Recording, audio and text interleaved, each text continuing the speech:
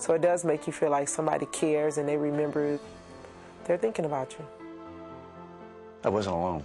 They made me feel like there was someone there.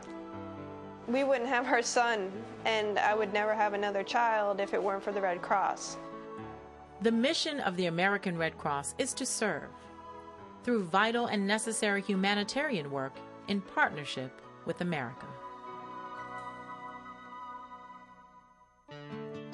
For many people, the American Red Cross is synonymous with blood donations.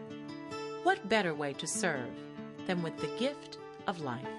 We're very excited to have a baby. I went into labor the day he was due, and which was very exciting because I was pretty tired of being pregnant at that point. So we went into the delivery room and TJ was born, and for the first 2 days everything went fine, and then day 3 he started to turn rather orange from jaundice, which is common in babies.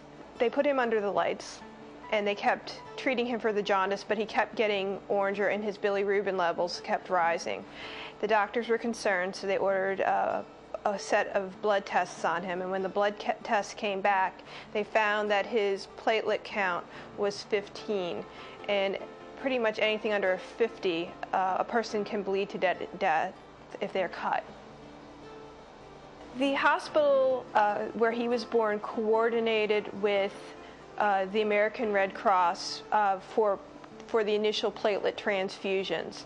So when TJ was 5 days old, it was the Friday before Memorial Day, and the Red Cross, having typed his platelet type, called in a donor on their way to the beach on a Friday before Memorial Day and donated PLA1 negative platelets.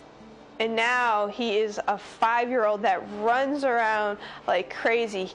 We wouldn't have our son if it weren't for the Red Cross. We feel that we've been granted one miracle, and that's all we could possibly ask for. You may never get a thank you face to face, but you'll be thanked every day. As our country's premier provider of health and safety services, the American Red Cross enrolls approximately 12 million people a year in health and safety courses. 2 million people a year benefit from this training. A few friends and I were hanging out in a pontoon boat. I was actually on shore at the time, and my ex-boyfriend decided to take a dive into shallow water, and no one realized for about 2 to 3 minutes that he was gone. One of my other friends walked to the boat, and he actually walked into my ex-boyfriend's body under the water. Pulled him up, and you could just tell the way his neck was swaying and everything. He wasn't kidding. Something was wrong. His neck was just everywhere. There was blood coming out of his nose. I automatically ran, got on the phone with 911. Adrenaline basically took over everything from there. By the time I handed the 911, the dispatcher, to someone else and let them tell what was going on, I was actually at the shore right when they were putting him down, had to, check his vitals and everything. It was a scary picture. I saw mud in his mouth, so of course I, flip up his chin, try to open up his airway, had to do many finger sweeps, and then once I felt like his airway was clear enough, I started giving him rescue breaths. It took the rescue people probably about 15 minutes to get there, so we didn't get him breathing on his own, but we definitely saved him because we gave him enough oxygen for his blood supply. Now he's healthy, he's fine. It does make you feel really important when you have your certificate that says, certified by the American Red Cross. Part of being rewarding is that I made a difference. I knew the skills when it came down to it.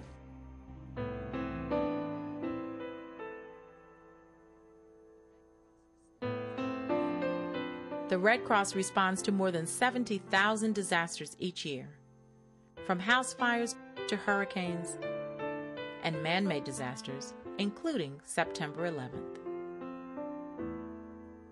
I got a call on my cell phone from one of Noel's friends, and he told me that the World Trade Center had just been blown up.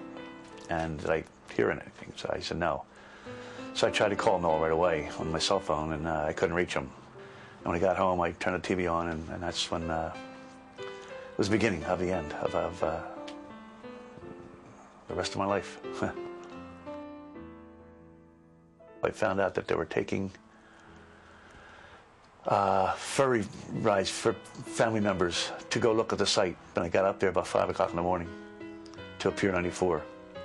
I was like a little kid lost in a big castle, and I didn't know where to go, what to do.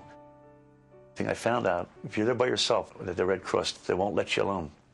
So I guess they do want to make sure that you're okay, and they won't leave you alone. They'll have someone with you the whole time you're there, and they did. And at one point, my legs buckled, and this lady was twice my old age, and I'm a little older guy, and she lifted me up, and I felt so embarrassed, but she made me feel comfortable and warm. The one lady I became very close with was her husband died in Oklahoma City, and she was there as a volunteer.